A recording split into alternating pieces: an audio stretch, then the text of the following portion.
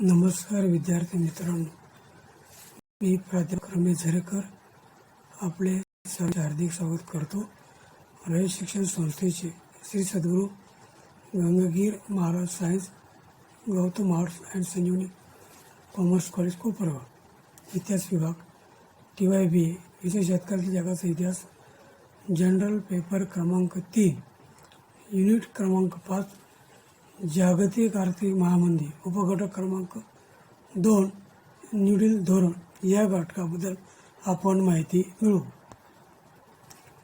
New deal धोरण Franklin Roosevelt यांनी आपल्या देशामध्ये जी आर्थिक महामंदी लाट आलेली आहे, या लाटेतून अमेरिकेला बाहेर काढण्यासाठी व आर्थिक स्थितीमध्ये सुधारणा घडवून आणण्यासाठी न्यू डील धोरण त्यांनी स्वीकारलेले आहे. या न्यू डील धोरणाची उद्दिष्टे पाहत असताना या ठिकाणी साधारणपणे आर्थिक महामंदीची लाट 1929-30 या कालखंडामध्ये अमेरिकेत आलेली आपल्याला दिसून येते. त्यामुळे अमेरिकन अर्थव्यवस्थेसमोर अनेक संकटे निर्माण झालेली होती. त्यामुळे 1932मध्ये झालेल्या सार्वत्रिक निवडणुकीमध्ये राष्ट्राध्यक्ष म्हणून फ्रँकलिन रूझवेल्ट यांची निवड झाली.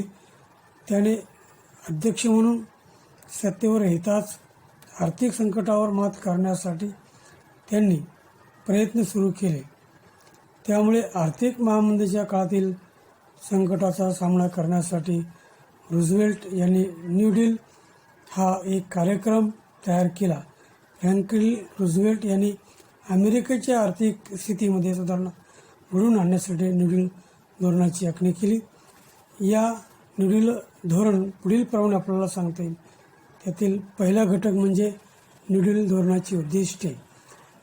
फ्रँकलिन याने या न्यू डील धोरणाची उद्दिष्टे सांगत असताना त्यातील पहिले उद्दिष्ट असं आहे की आर्थिक सुधारणा करण्यासाठी किमतीत वाढ करणे. 2, वेतन दरात सुधारणा घडवून आणणे. 3, बँकावर नियंत्रण प्रस्थापित करणे.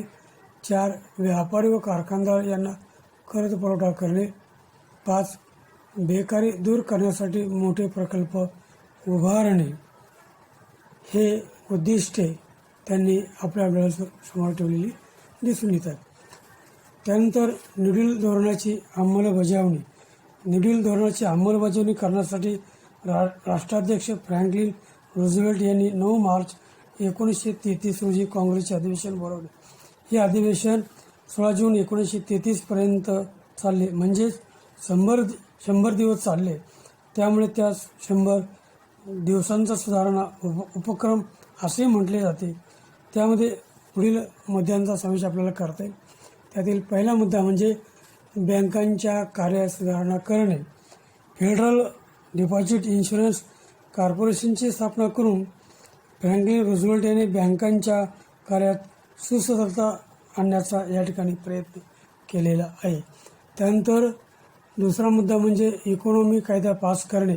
11 मार्च रोजी इकॉनॉमी ॲक्ट संमत करून शासकीय कर्मचाऱ्यांच्या वेतनात 15% कपात त्यांनी सुचवण्यात आली. त्यानंतर तिसरा मुद्दा म्हणजे सार्वजनिक कल्याणाची कामे करणे. फ्रँकलिन रूझवेल्ट याने पब्लिक वर्कर्स ॲडमिनिस्ट्रेशन या मंडळाची स्थापना करून सार्वजनिक कल्याणाची कामे हाती घेण्यात आलेली आपल्याला दिसून येतात. त्यानंतर चौथा मुद्दा म्हणजे मध्यमवर्गीयांना कर्ज पुरवठा उपलब्ध करून दिले. मध्यमवर्गीयांसाठी अल्प व्याजदराने कर्जाची सोय करण्यासाठी होम ऑनर्स लोन कॉर्पोरेशन या मंडळाची स्थापना त्यांनी केली आणि या मंडळामार्फत मध्यमवर्गीयांना कर्ज मोठ्या प्रमाणात उपलब्ध करून दिलेले. त्यानंतर पाचवा मुद्दा म्हणजे औद्योगिक सुधारणा करणे. तर या न्यू डील धोरणानुसार आपल्या देशाचा औद्योगिक विकास करण्यासाठी किंवा त्यामध्ये सुधारणा करण्यासाठी औद्योगिक क्षेत्रामध्ये सुधारणा घडवून आणण्यासाठी नॅशनल इंडस्ट्रीयल रिकव्हरी ॲक्ट संमत करण्यात आला. याशिवाय या ठिकाणी रूझवेल्ट यांनी जलव्यवस्थापनाच्या दृष्टीने Tennessee valley authority act pass करून तसेच टेनेसी खोरे विकास स्थापना करून 1933 रोजी अशा प्रकारे न्यू डील धोरणाची अंमलबजावणी या ठिकाणी रूझवेल्ट यांनी केलेली आपल्याला दिसून येते. त्यानंतर न्यू डील उपक्रमाची वाटचाल. रूझवेल्ट याने न्यू डील धोरणाची अंमलबजावणी करणारा 100 दिवसाचा सुधारणा उपक्रम अत्यंत यशस्वीपणे राबवला. या धोरणाची अधिक व्यापक रीतीने त्याने वाटचाल या ठिकाणी केली आपल्या दिसून येते. ही वाटचाल करत असताना त्याने काही महत्त्वाच्या मुद्द्यांचा आधार त्याने घेतलेला आहे. न्यू डील उपक्रमाची वाटचाल खालीलप्रमाणे सांगतील. त्यातील पहिला मुद्दा म्हणजे बँक व चलन व्यवसायात सुधारणा. रूझवेल्ट याने 1935 रोजी बँकिंग ॲक्ट मंजूर करून बँकांवर शासकीय नियंत्रण निर्माण केले. सरकारी रोख्यांच्या खरेदी विक्रीसाठी ओपन मार्केट सोसायटी स्थापना केली. डॉलरचे 40% पर्यंत अवमूल्यन घडून आणले. सुवर्ण निर्यातीवर बंदी घालून लोकांना फेडरल रिझर्व्ह बँकेत सोने ठेवण्यास उत्तेजन दिले. उद्योगधंद्याला चालना देण्यासाठी त्यांना शासकीय मंडळाद्वारे भांडवल पुरवण्यात आले. त्यानंतर दुसरा मुद्दा म्हणजे बेकारी निवारण करणे. बेकारी निवारण करण्यासाठी लाखो बेकारांना सार्वजनिक स्वरूपाचा रोजगार पुरवण्यात आला. 1935 मध्ये वर्कर्स प्रोग्रेस ॲडमिनिस्ट्रेशनची स्थापना करून अनेक बांधकाम योजना सुरू करणे. त्यामध्ये रेल्वेचे पूल बांधणे, रस्ते तयार करणे, जंगलाची साफसफाई करणे अशा प्रकारची कामे त्यांना देण्यात आली आणि या कामाच्या माध्यमातून बेकारी निवारण करण्यामध्ये महत्त्वाचं योगदान या ठिकाणी रूझवेल्ट यांनी दिले. त्यानंतर पुढचा मुद्दा म्हणजे कृषी सुधारणा. रूझवेल्ट याने आपल्या देशातील शेतीमालाला योग्य भाव मिळत नव्हता, म्हणून तो योग्य भाव मिळवून देण्यासाठी रूझवेल्ट यांनी आपल्या देशातील शेतकऱ्यांनी जास्त शेतीचं उत्पादन करू नये. आपल्या देशातील शेतकऱ्यांना नियमितपणे वस्तूचा भाव मालाचा भाव मिळावा यासाठी त्यांनी कृषी क्षेत्र सुधारणा घडवून आणण्यासाठी जीन्स ॲक्ट व ॲग्रिकल्चर ॲडजस्टमेंट ॲक्ट यांना मंजुरी दिली आणि शेतकऱ्यांच्या शेतीमालाला किमतीबाबत हमी देण्यात आली व कृषी मालाच्या निर्यातीला चालना देण्यासाठी परराष्ट्राबरोबर जकात सवलतीचे करार या ठिकाणी करण्यात आले. त्यानंतरचा मुद्दा म्हणजे औद्योगिक सुधारणा.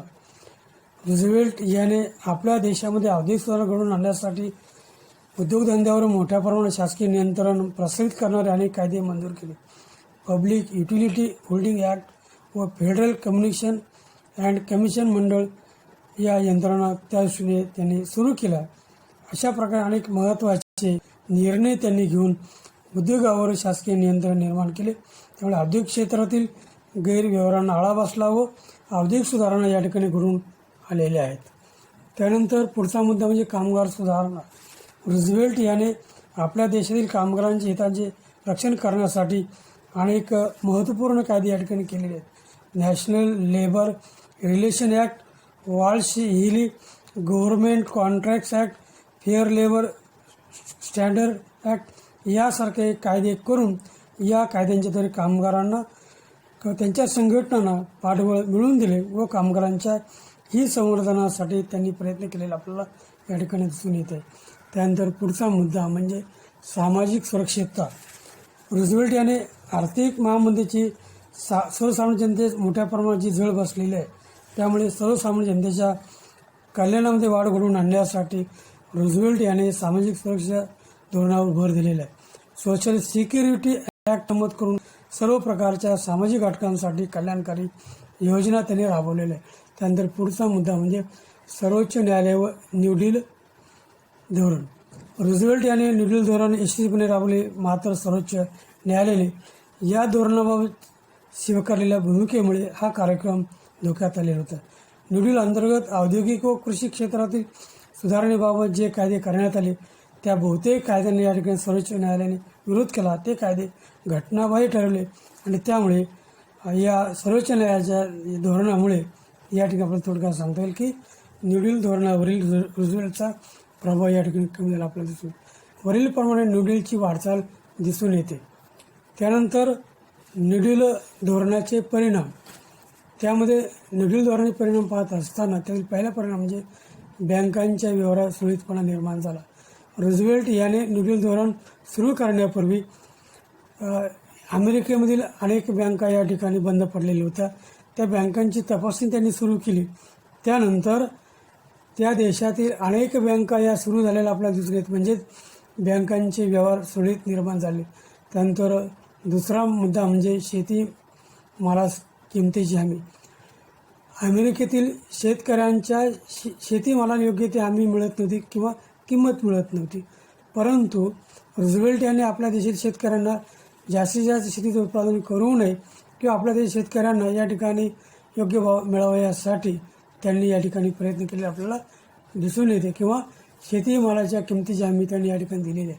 त्यानंतर तिसरा परिणाम म्हणजे बेकारी घट.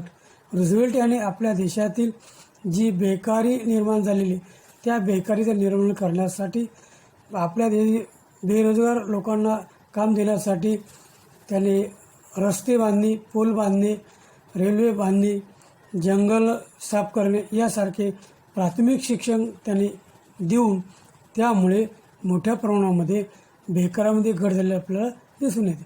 त्यानंतर पुढचा परिणाम म्हणजे कामगार वर्ग संरक्षण. रूझवेल्ट यांनी आपल्या देशातील जो कामगार वर्ग आहे या वर्गाला या ठिकाणी संरक्षण दिलेले आहे की आत्ताच सांगितल्याप्रमाणे की विविध प्रकारचे उपक्रम त्यांनी राबवलेले आहेत. त्यासाठी त्यांनी नवीन पूल बांधणी, रस्ते तयार करणे, कालवे खोदणे, जंगल निर्माण करणे यासारखे कार्यक्रम हाती घेऊन कामगार वर्गाला संरक्षण या ठिकाणी दिलेलं आहे.